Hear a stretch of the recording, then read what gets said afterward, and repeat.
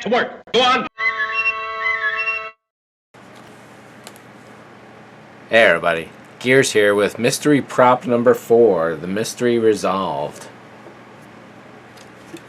I got 2 of these because I was figuring I may need to destroy one in the process of getting it to work. I was right. So one fresh, and we'll take a look at that and the results of that experiment. And then this here, which is version 2 of the blade portion of this prop. Also factoring in the only piece of the hand solo pistol that was useful for this project, and even then it's a little more than it needs to be. This top piece here, it looks like that gets cut off, and then this hole here may be centered out to fit better onto the PVC pipe, which is 5 feet tall, and then the blade could go up to 6 feet depending.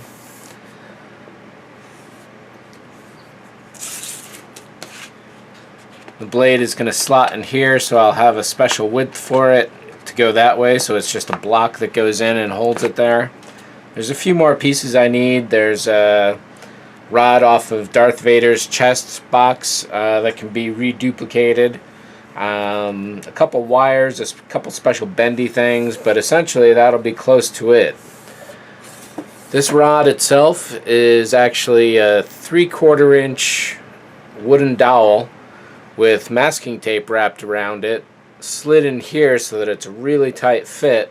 The PVC and wood alone would have warped all over the place by trying to flex this. However, by putting the two together, it's a lot lighter than aluminum, and it's got a good amount of heft to it that suggests it's an actual piece. So coming up in the next few clips, just as I pulled apart this hand solo blaster, I'll be digging into this here. I had been hoping that I'd simply be able to pop it apart. However, each of these ends is essentially thermally welded into each other, and the only way after all was to actually destroy it. My original plan had been to essentially take a drill, go through each end, and that was it. However, this end twists, and this piece here is what's inside, aiming this way.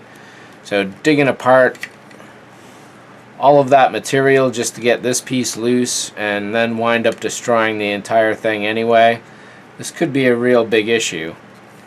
I'm still figuring I may be able to drill through this once this screw cap goes in whichever direction that it's going to for the drilling process.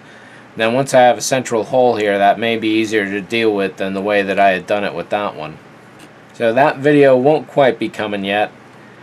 So I won't be cutting this up right this moment, so we'll put that aside. And then over here with the blade, this is the second cut of this that I've done, and I think that's going to be pretty close. So I'm going to go for a thicker material, and then I'll be building up the width to, I think it's like a 1/4 inch wide at the back and a little less at the blade, and then it hones down essentially along the curve. And then of course this back area, as mentioned, will have to be built up into a block that fits into the Gillette hairdryer.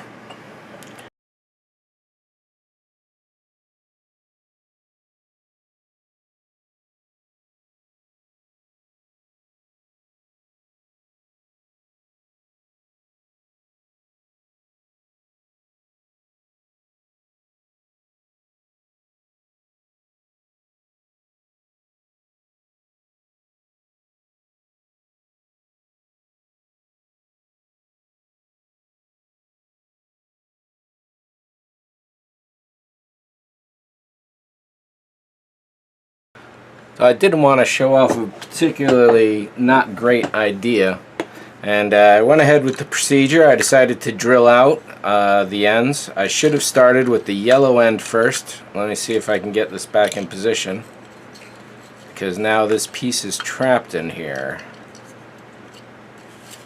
There we go. So if I had drilled this out, would have been a little easier on me. As it happens, I started with this end, which used to look like that end there. And once I did that and finally got through and started getting rid of the dangly plastic, This piece, there were some other scraps in there, so I started to shake it out, and this piece entirely fell out. So that was a handy little piece of happiness there. Now it turns out that I can't just drill a hole through this central area, which just happens to be a full inch, because there are two protruding arms in there with a central holster to keep this in place. So what's going to happen is I'm going to have to cut this lid open here and then use hot metal or something to melt those arms out, because this pole needs to be coming through.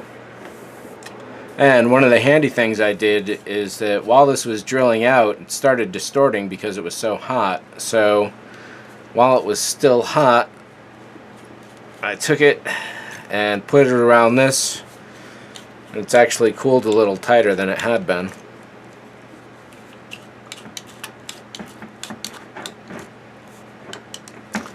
There we go, so that'll be coming straight through the middle there. And I'll have to note to myself in the future that when I go to paint this rod, a lot of that paint is going to scrape off in there, which could look good. I may be able to get some LEDs in here. I'm still hoping for that, possibly. It shouldn't be too difficult to hide them. And modifications that would still need to be done to this before it came close to being screen accurate is that the original model of this in the 1970s, these bars here came straight across flush to the top, and there was a central ring around the middle as well, probably about 1/4 wide of the entire width. Whether it was thinner or not, I don't know. So whether the taper for these central bars, it used to come out to that profile line there, or they've dropped it back in so it's not even with the outside, no way for me to know.